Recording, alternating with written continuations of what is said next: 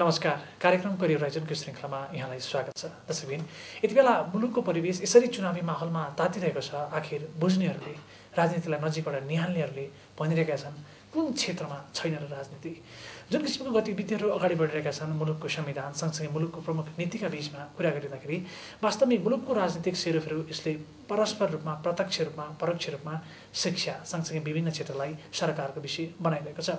हामी करियर होराइजनको यो श्रृङ्खला आज मुलुकको राजनीतिक वृत्तमा शैक्षिक एजेन्डाहरू कसरी प्रस्तुत हुन सक्छन्, सँगै मुलुकको यो खालको शैक्षिक माहौलमा एउटा खालको स्थिरताको अपेक्षा गर्ने पुस्ता जसले नेपाली भूगोलमा आफ्नो भविष्य खोजिरहेको छ उसलाई साँच्चै नै सुनिश्चित भविष्य प्रदान गर्न र मुलुकमा स्थिरता, शैक्षिक स्थिरताका विषयमा के रहन सक्छ, हामी यो प्रसङ्ग जोड्न चाहिरहेका छौँ। यसका बीचमा आज हामीसँग हुनुहुन्छ शिक्षा क्षेत्रमा आफ्नो लामो अनुभव, एउटा खालको योगदान दर्शाइरहनु भएको र यति बेला मुलुकको राजनीतिलाई पनि अलिक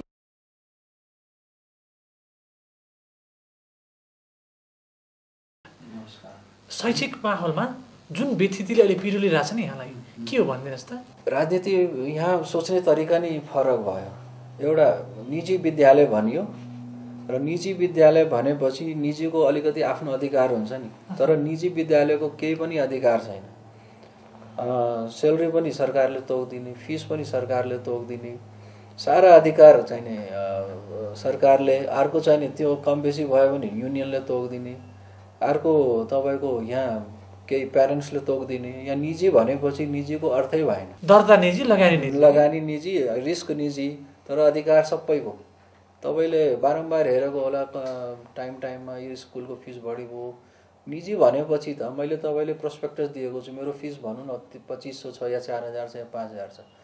त्यो फिसमा मैले जब तपाईँलाई भनिसकेको छु, तपाईँको त्यो फिसमा तपाईँको जस्तो हामी मार्केटमा जाँदाखेरि कुनै चिजको यो प्राइस छ भने त्यो सोनी टिभी किन्दाखेरि यो टिभी किन्दाखेरि त फरक हुन्छ नि। सबै टिभीको त एउटै भाउ हुँदैन, ब्रान्ड हुन्छ, बजारमा हुन्छ। आफ्नो निजी स्कुलमा पनि 10-20% त तलमाथि आफ्नो सुविधाको, बिल्डिङको सुविधाको हिसाबमा, टिचरको सेलरीको हिसाबमा 10-20% त फरक हुन्छ। तर तपाईँको त्यसलाई पनि यो फिस पनि एकरूपता गरेर निजी भन्ने र एकरूपता भन्ने कहीँ पनि तपाईँको इन्टरनेसनली मापदण्ड अनुसार निजी भनेकै आफू खुसी प्राइस तोक्न पाउने भनेको त्यो अन्तर्राष्ट्रिय सिद्धान्त। आफू खुसी भन्नाले त जनताले नै क्रय शक्ति हुनु पर्यो नि। फेरि जनतासित क्रय शक्ति छैन, मेरो स्कुल बन्द हुन्छ नि। तपाईँसित क्रय शक्ति छैन भने तपाईँ मेरो स्कुलमा भर्ना गर्न मैले कुनै चिजको भाउ तपाईँको यस्तो राखिदिए किन्न सक्दैन भने म त मै मर्छु नि। सबभन्दा पहिले त शैक्षिक भविष्य सरकार, राजनीतिक दल वा मजदुर युनियन होइन अहिलेसम्म यही बजारले निर्भर गरोस् भन्ने कुरा हो। त्यो त्यसरी हुँदैन। त्यसरी नियन्त्रण गर्दाखेरि त तपाईँले आफ्नो चिज जुन आफ्नो भिजन छ, मिसन छ, त्यो गर्न नपाएपछि त बाहिरको फोर्सबाट तपाईँले डाइरेक्टेड छ भने तपाईँले त्यो राम्रो त्यो आफ्नो चिज दिनै सक्दैन नि। तपाईँले कुनै टिचरले काम गरेन, त्यही केही बोल्नै सक्दैन भने तपाईँ भोलि उसले काम गरेन भने तपाईँ कसरी स्ट्यान्डर्ड दिनुहुन्छ? जब तपाईँको डरै छैन मान्छेलाई त त्यो भनेको काम नगरेपछि त त्यो स्कुल चल्दैन तपाईँको। त्यो त इम्पोसिबल। अनि आजको टाइममा त कम्पिटिसन छ।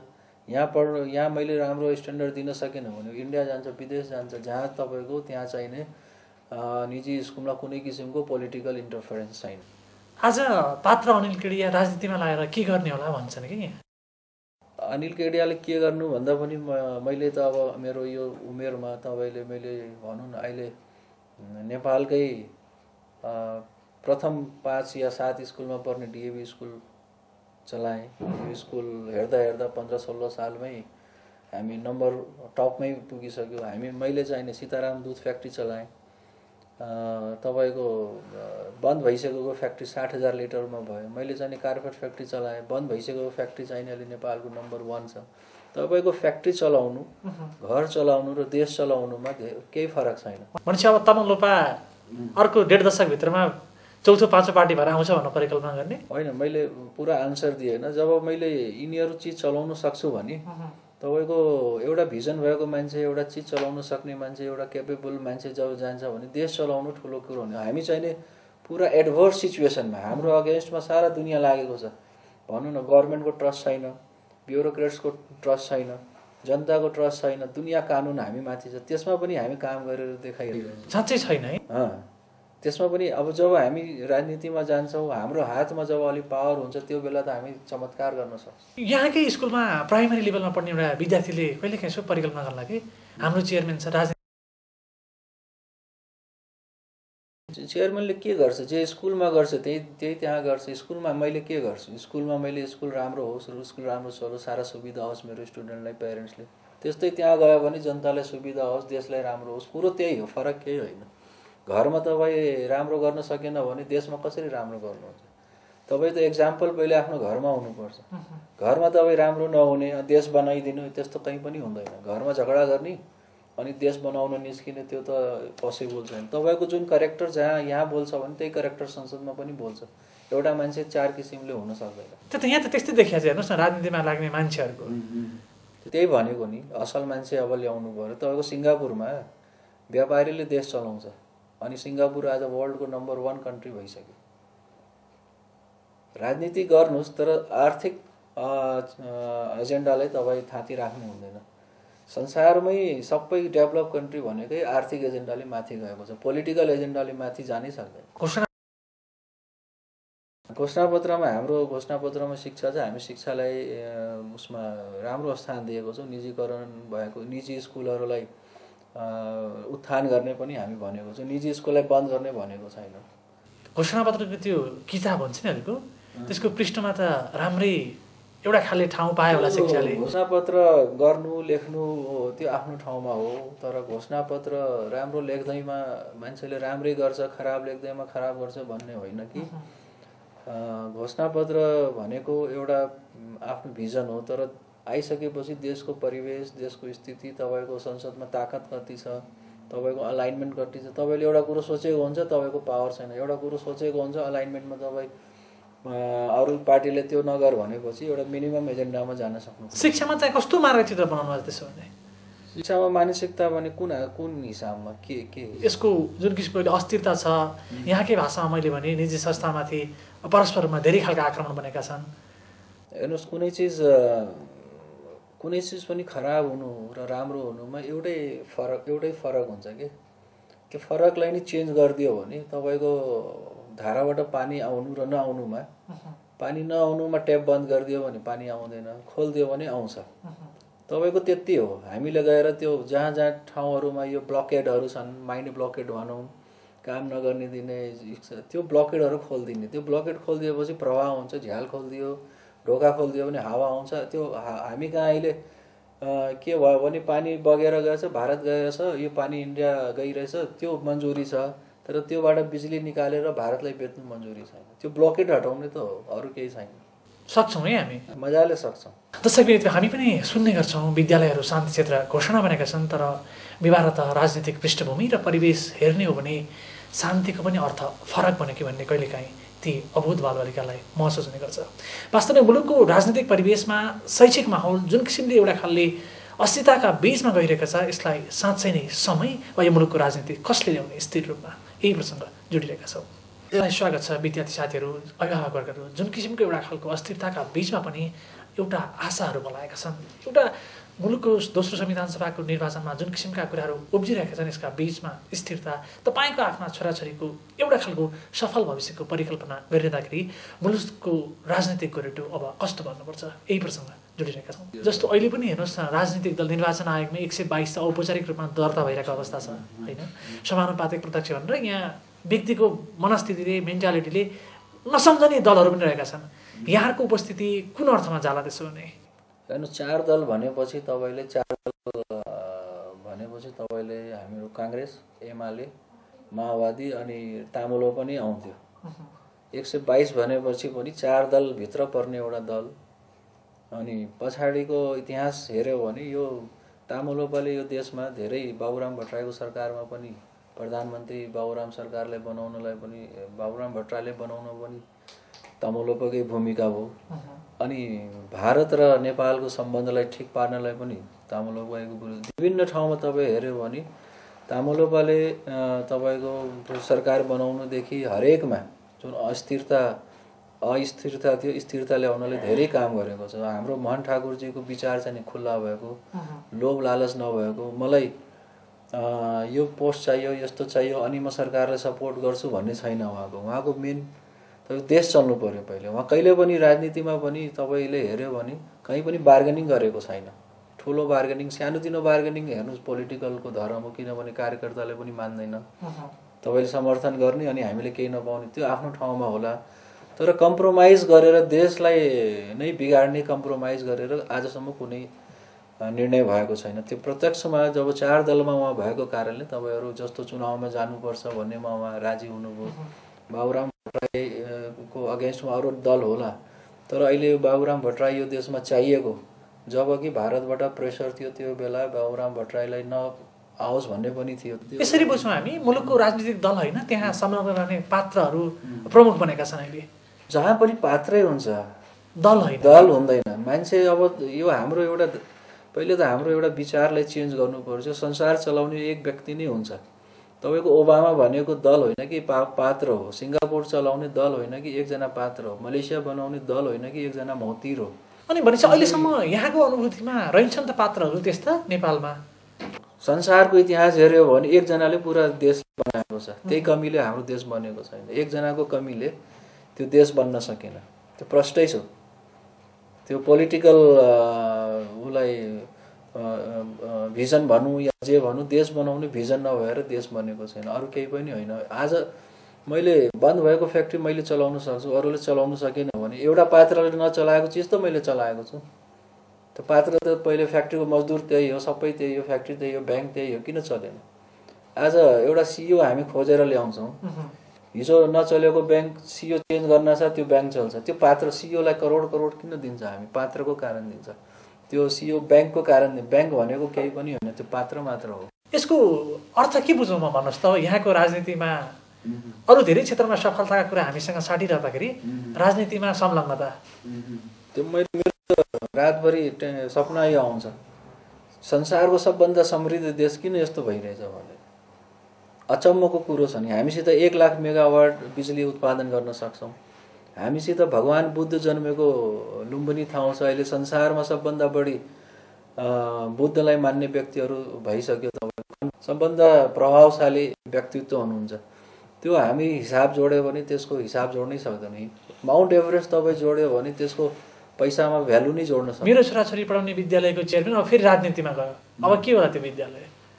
राजनीतिमा मैले राजनीति गर्नलाई गएको होइन नि, राजनीति विद्यालयको परिसरभन्दा बाहिर हो। एउटा कुरो म तपाईँलाई भन्छु, जुन मान्छेले राजनीतिमा राजनीति गरेन त्यही मान्छेहरू देश संसारमा सबभन्दा बढी सफल भए। राजनीतिमा राजनीति गर्नु हुँदैन। राजनीतिमा राजनीति नगर्नुको अर्थ तपाईँ बुझ्नुहोस्, महात्मा गान्धीले पनि राजनीति गर्यो तर उनको कमिटमेन्ट कहिले पनि झुटो बोलेन। बीपी कोइरालाले कहिले झुटो बोलेन। कृष्ण प्रसाद भट्टराईले कहिले झुटो बोलेन।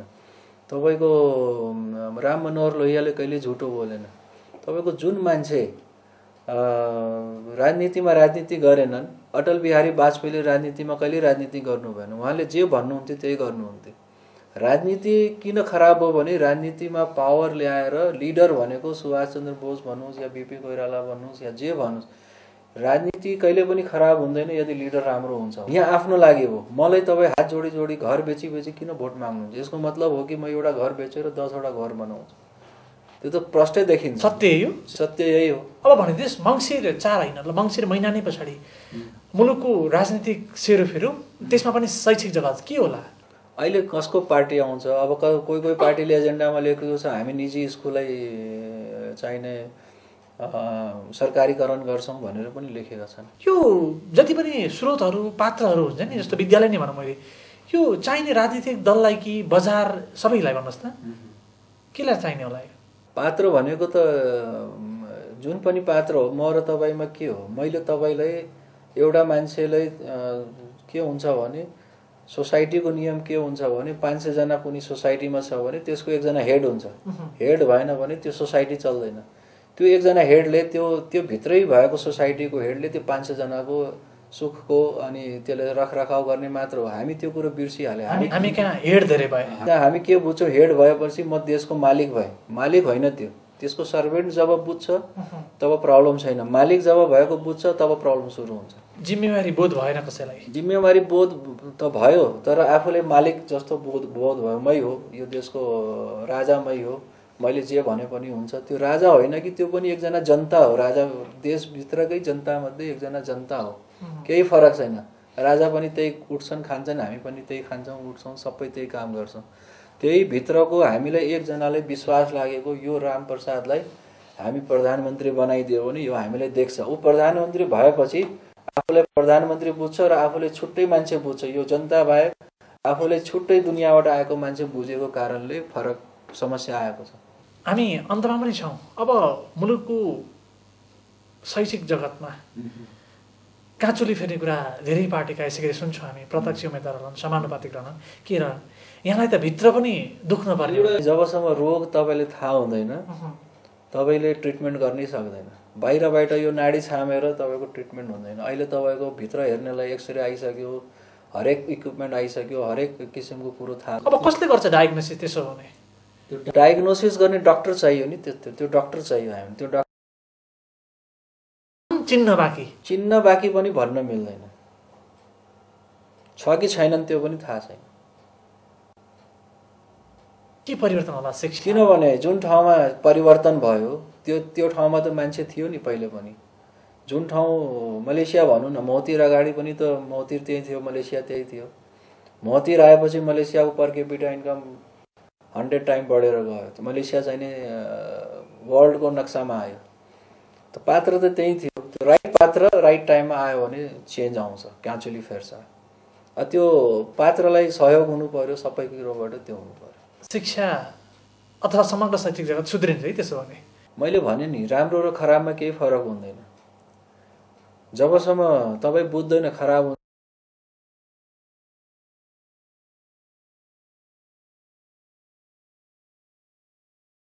क्षेत्र एउटा राजनीति मात्र रहेछ त्यसो भने। तपाईँले एकचोटि तपाईँको यो भन्छौँ लक्ष्मी निवास मित्तलको उदाहरण लिए पनि हुन्छ। उसले चाहिने कहिले पनि नयाँ फ्याक्ट्री लगाएन।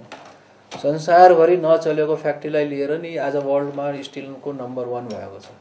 उसको तपाईँ हिस्ट्री पढ्नु होला। जुन फ्याक्ट्री चलेर त्यही टेकओभर गर्यो, अहिले वर्ल्ड नम्बर 1 भएको छ। उसले चाहिने भारतमा जति स्टिल प्रोडक्सन हुन्छ ऊ एक्लै आफै गर्छ। 4 करोड टनको उसको प्रोडक्सन छ भनेपछि त्यही नचलेको चिजलाई त चलाएर विश्व नम्बर 1 हो। ऊ कुनै संस्था त होइन नि, एउटा लक्ष्मी निवास मित्तल हो। त्यो त बहुत सिम्पल कुरो हो बुझ्नलाई। यो आवाज विद्यार्थीवर्गहरू आशावादी हौँ हामी। अब मलाई काम गर्न दिएपछि नि आशावादी हुने हो, काम गर्न नदिएपछि कसरी भन्ने। अब त्यहाँ गएपछि, त्यहाँ बोल्न पाएपछि, त्यहाँ काम गर्न दिएपछि आशावादी पक्कै हुन्छ। मलाई कन्फिडेन्स छ। धेरै कुरोहरू मलाई यस्तो थाहा छ जुन यो कारणले बिग्रेको छ। त्यो कारण कुन ढोकाभित्र छिरेपछि त्यो निकास आउँछ भनेपछि त्यो ढोका खोल्दिनँ हो मैले। मलाई थाहा छ त्यो कुरो। त्यो क्षमता राख्नुहुन्छ? त्यो क्षमता नराखे भए त कसरी मैले यति चलाउँथेँ। बन्द भएको 5-5वटा फ्याक्ट्री चलाइदिएँ। क्षमता नभए आफ्नो क्षमता भन्दैन, तर एउटै मेरो क्षमता के छ भने म कसैसित